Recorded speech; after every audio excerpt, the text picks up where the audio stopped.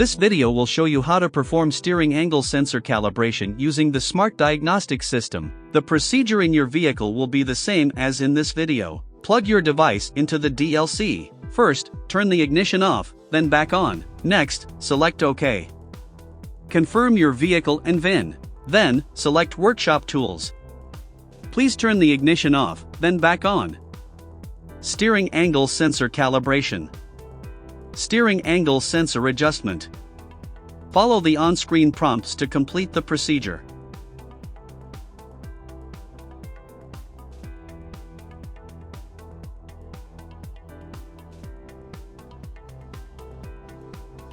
Successfully adjusted. That's how to perform steering angle sensor calibration.